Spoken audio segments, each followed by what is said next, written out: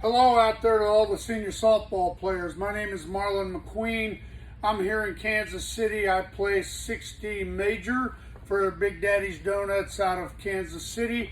And just finished a 7-game weekend. Starting to notice that a lot of people are saying, hey, what kind of exercises do you do? What kind of warm-up?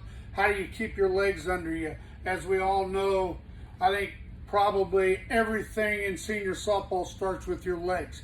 Being in shape, working on flexibility and range of motion, mobility and agility. All those things come into play, and I think it's important that we remember we do need to work at it. So I'm just going to show a basic dynamic warm-up, or what I might call a post-stretch, coming off of a 7-game weekend. I feel pretty good. I think my legs are in about as good a shape as I could expect. Although I do get tired, I get fatigued. I'm a bit sore today, but not too bad. But I just wanted to go over a few things. I'm going to do some more videos. I'm looking forward to any questions or anything that I can help anybody with. I am going to use the Kinetic bands. These are 2 leg straps and resistance that are worn right above your knee, and we're going to activate the muscles from basically the lower core to right above the knee. So we're going to hit the quads, the glutes, hip flexors, hamstrings, all these muscles right in here, which is so important for running and movement, change of direction, all the things that we need as softball players. And I think as we get older, you probably agree, I need to do more work on that. So I do want to make a full disclosure. I own Myosource Kinetic bands, so this product is mine. Not saying you would have to use it. You can do these exercises without bands, but I do them with bands because that maximizes my muscle activation, helps me with my extended range of motion, and a lot of other good stuff that I just want to share with you. So the legs are a little sore, not too bad, but let me go through just 3 exercises. We're going to go through some knee-ups, then we're going to do some squats, and then we're going to do some lunges, and I'm going to give you an idea of what I do and then kind of give you an idea of where I'm feeling it. So I'll start with just some basic knee ups. Now the bands are expanding, they're applying resistance, so I'm feeling that in my quads, my hip flexors, actually my hamstrings, and my glutes and my hips. So I'm getting good activation in all those areas. So I'll do a few knee ups, and then we'll do a little bit of balance and a little bit of strength by holding it here. That's really a good quad burn, so don't lift that too high if you're not quite ready for it. Kind of go at your own pace. And I'll just do maybe 5 reps, 5 sets, but I hold that a little bit longer to get an extra burn, just to get extra work on these quadriceps and these hip flexors. Then the last part of that is I'll bring it to here, and then I'll bring it all the way up here. That really gets a good stretch. I'm feeling that in the down leg, hamstring, the glutes, the hip flexor. So I'll bring that up here. You'll actually find that this exercise, even if you don't use the resistance bands, you're actually going to feel that your lower back is going to start to loosen up. So this is a great one. Again, you can do the reps. It's going to help you with balance. Kind of hard to talk and do this at the same time, but that's a good exercise. Now, when we look at full range of motion and we look at elasticity, stretching those muscles out, just a real quick, just like this, just to show you.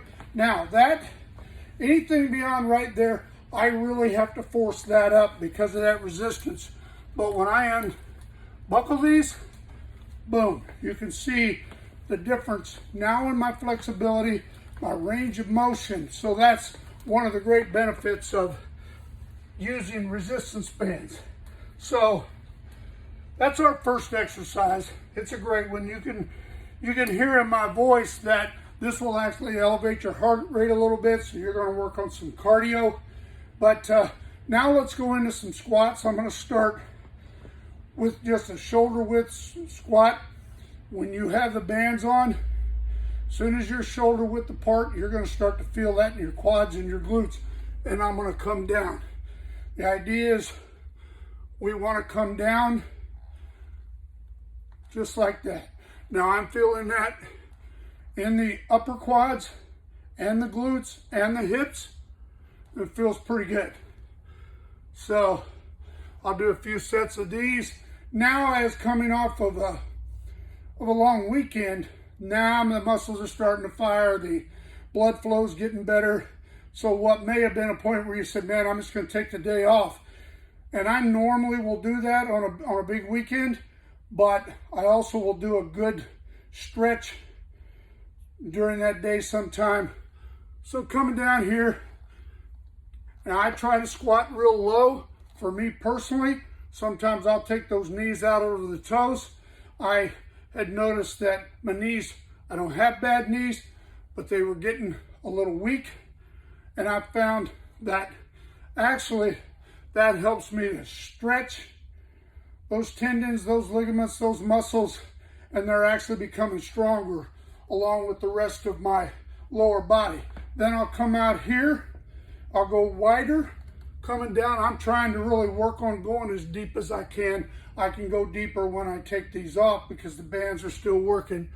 Now I'm feeling that a little bit more on the outer glutes, in the hips, still getting that hip flexor, quads and hamstrings. There's so many other exercises that you can do, but these are just 3 good basic ones that you can do before, if you all are practicing or before a game.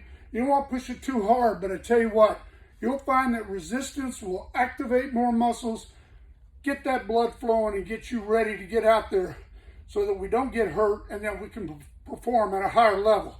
Again, even just this little movement is some good cardio benefit. So I'll go into some lunges. I'm looking for range of motion, flexibility, and balance. So I'll come out here and I'll go sort of deep into it, just like this, feeling it on this backside front leg glute, your hip flexors.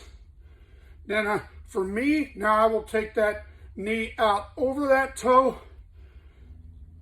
Just got to work up to that, but that is really good for weak knees, knee pain. Just make sure that you go slow, take it easy, come into that other leg.